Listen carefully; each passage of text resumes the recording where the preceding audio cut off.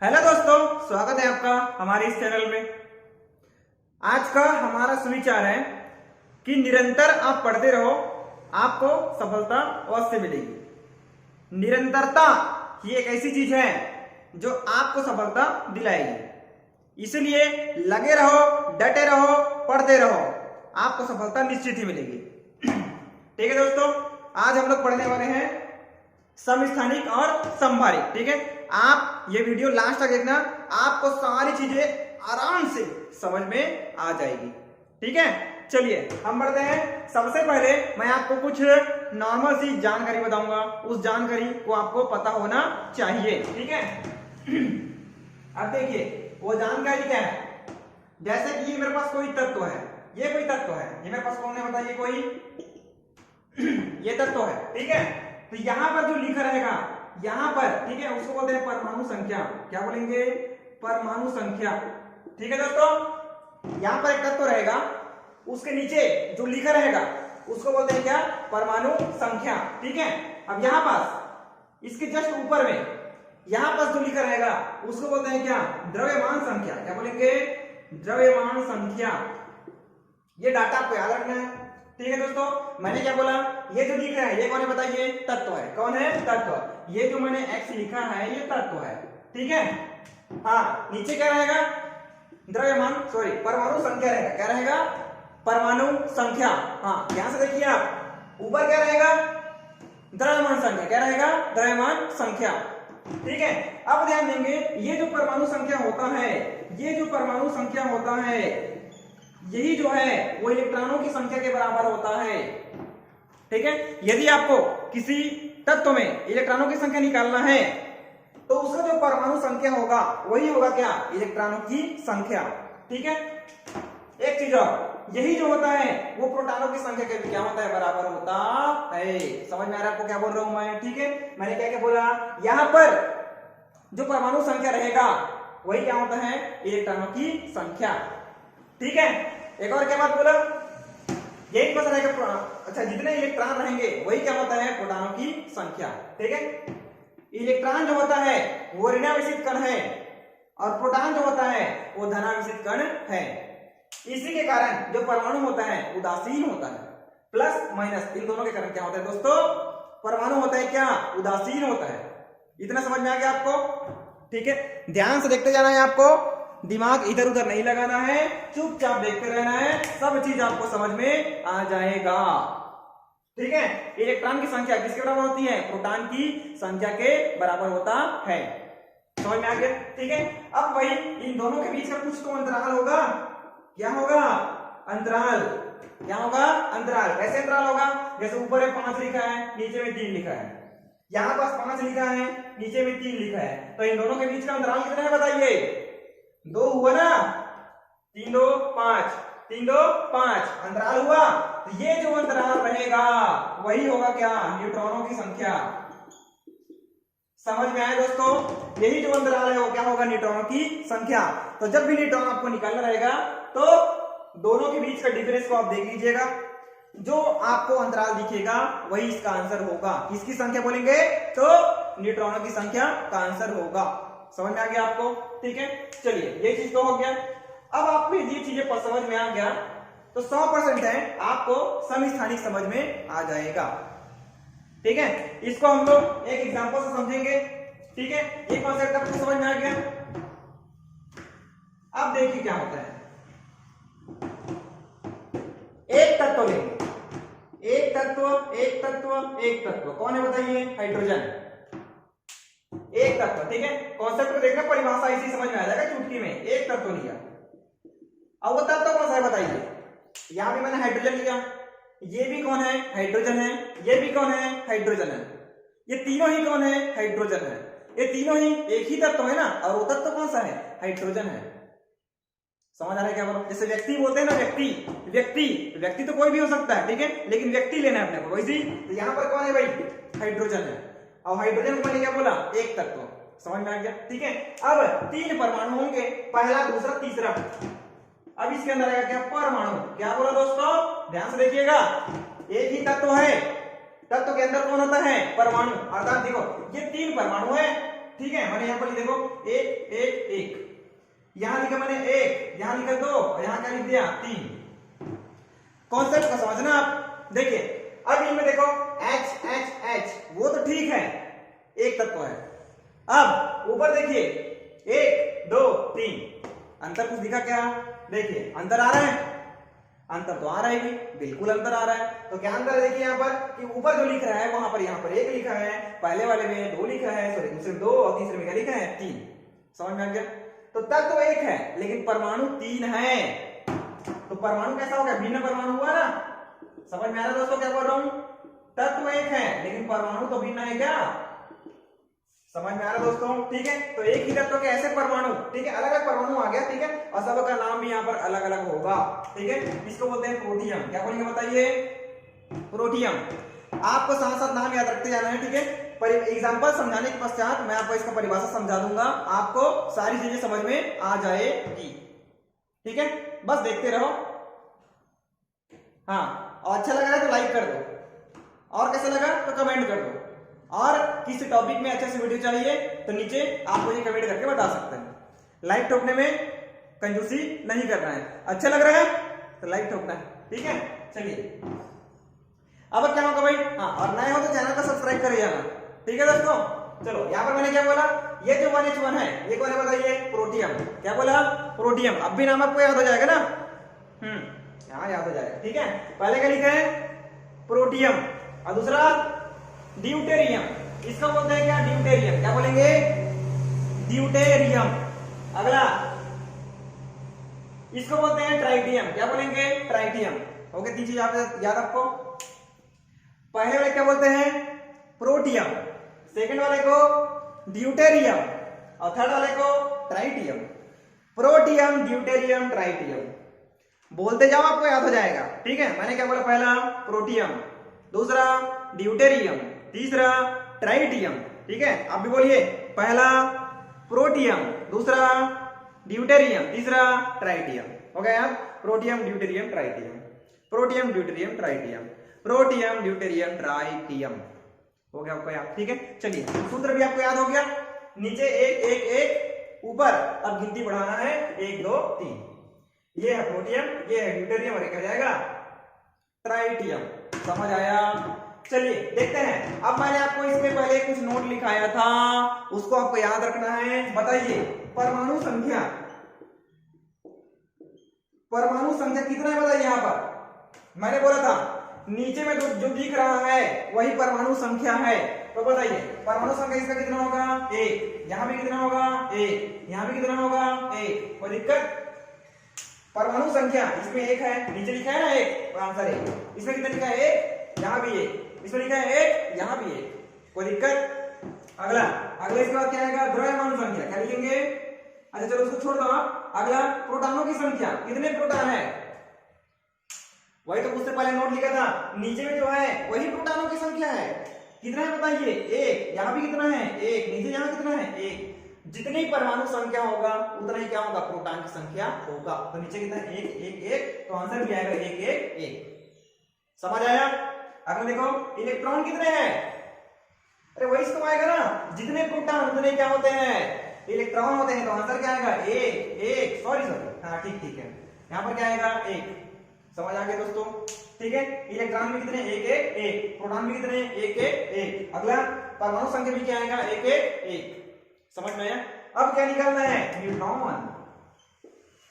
Neutron निकालिए। अच्छा एक चीज और लिख लेते हैं अपन लोग, द्रव्यमान संख्या निकाल लेते हैं।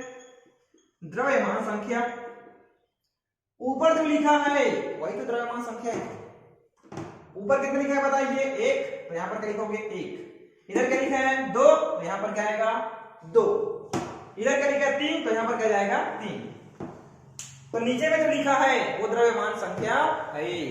तो ऊपर में क्या है? 1, द्रव्यमान संख्या 1। ऊपर में क्या है? 2, द्रव्यमान संख्या 2। ऊपर में क्या है? 3, नीचे क्या जाएगा? द्रव्यमान संख्या 3। ठीक है, अब कौन बच गया भाई? न्यूट्रॉन। कितना बच गया?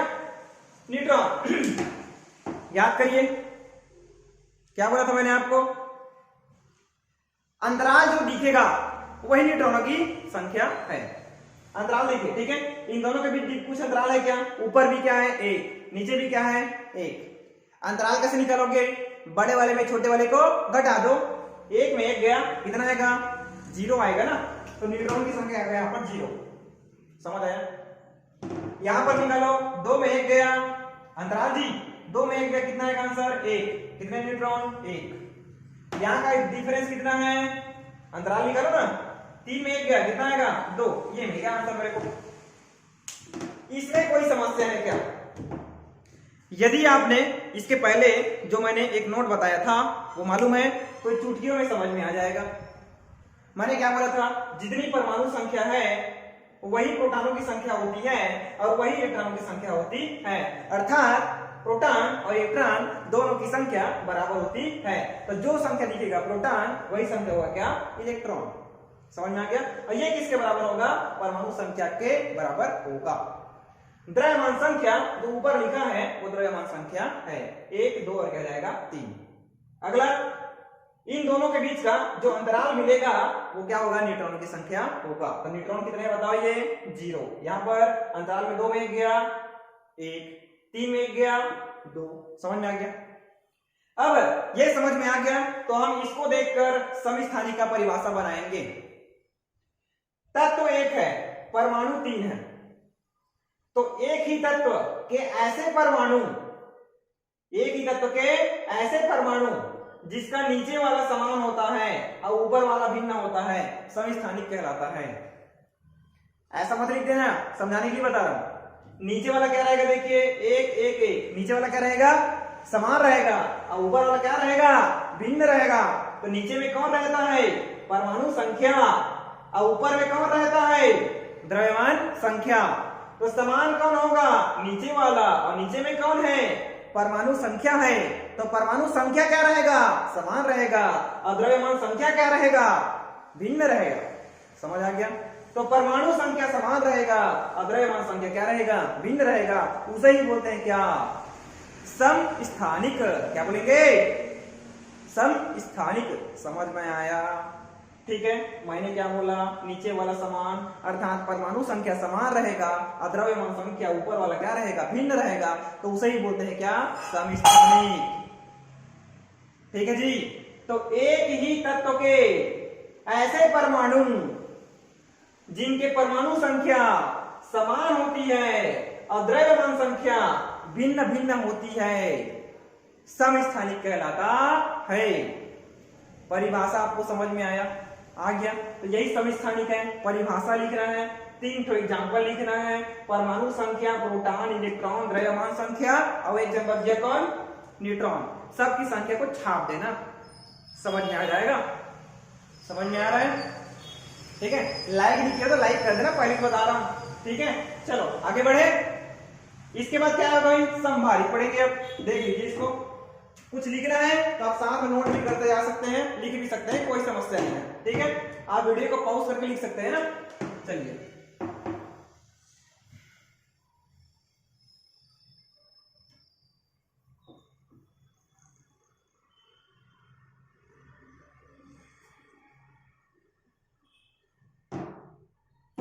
अब पढ़ेंगे अपन लोग समभारित। क्या पढ़ेंगे, समभारित। समभारित क्या होता है, इसका उल्टा कर देंगे। इसका उल्टा करेंगे, समस्थानिक का उल्टा कर देंगे। जैसे उल्टा करने आता है ना जी, विलोम शब्द जी, राजा का उल्टा रानी, बंदर का उल्टा बंदरिया, आदमी का उल्टा और समझ में आ रहा है, वैसे टाइप का, ठीक है। तो यहाँ पर जब हम बोलेंगे जैसे उसका उल्टा थोड़ा करेंगे, तो उल्टा कैसे होगा उसको देखना है, ठीक है। देखो ध्यान से इधर, ठीक है। मैं लूंगा 3 परमाणु, ठीक है। पहला मेरे पास आर्गन, दूसरा पोटेशियम, तीसरा कैल्शियम।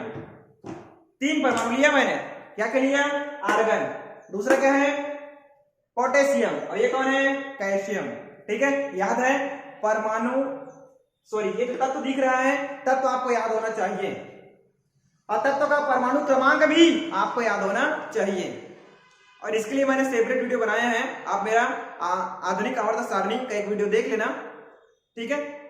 नीचे मैं लिंक दे दूंगा या फिर आपको नीचे आ जाएगा, आप मेरे फोटो में क्लिक करना, ठीक है। फिर उसमें जाना, फिर लाइन से देखना, प्लेलिस्ट में जाना या फिर उसमें वीडियोस में जाना, ऑल में जाना, उसमें आपको पूरा मेरा जो वीडियो है लाइन से दिख जाएगा, ठीक है। तो मैंने इसके ऊपर एक वीडियो बनाया है, आधुनिक आवर्त सारणी के ऊपर, उसको जाना हो देख लेना, ठीक है। सब तत्व आपको याद हो जाएंगे, ठीक है। मैंने सब तत्व का एसपीडी एफ का नहीं बनाया है, एसपीडी इन तीनों का 2 सेपरेट वीडियो बनाया है, आपको सब तत्व याद हो जाएंगे, ठीक है। चलिए, तो मेरे पास कौन है बताओ, आर्गन, ये कौन है पोटेशियम, और ये कौन है कैल्शियम।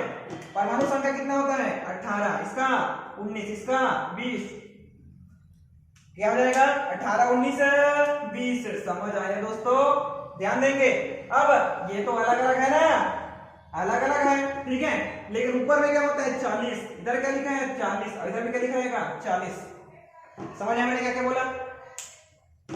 इसको देखने से क्या समझ में आ रहा है आपको, ऊपर वाला समान है, ऊपर वाला क्या है समान, और ऊपर में क्या रहता है द्रव्यमान संख्या, क्या रहता है द्रव्यमान संख्या रहता है। नीचे देखिए, नीचे में कौन रहता है बताइए, परमाणु संख्या रहता है, क्या रहता है परमाणु संख्या, ठीक है।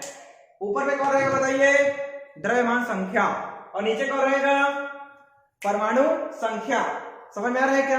तो यही तो परिभाषा है जी, अलग अलग परमाणु है, अलग अलग परमाणु है, नीचे वाला अलग अलग रहेगा और ऊपर वाला क्या रहेगा समान रहेगा, उसे ही बोलते हैं क्या समभारी। क्या बोलेंगे समभारी।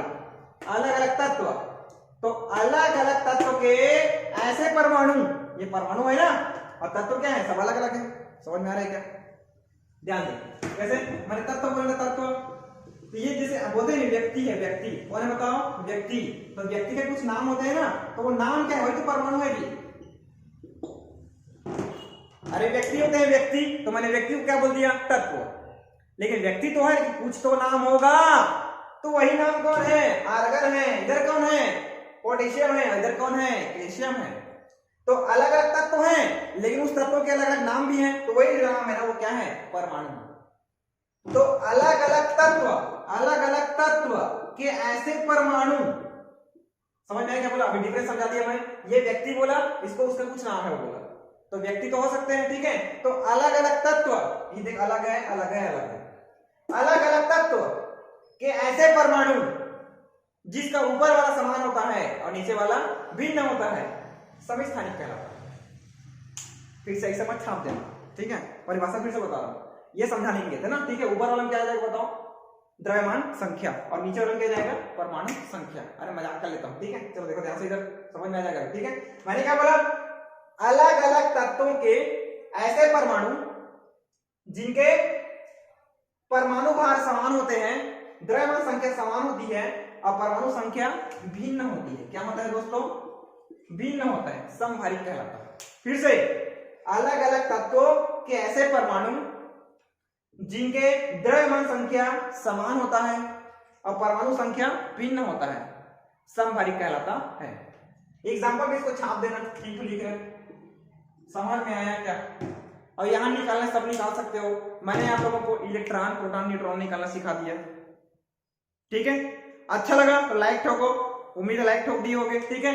और कमेंट भी करके बता सकते हो कैसा लगा, ठीक है। अपने दोस्तों को तो शेयर कर ही दो, कोई दिक्कत है नहीं, ठीक है। और नया तो सब्सक्राइब कर देना, ठीक है दोस्तों। तो इसी प्रकार से मिलते हैं नए वीडियो में, ओके।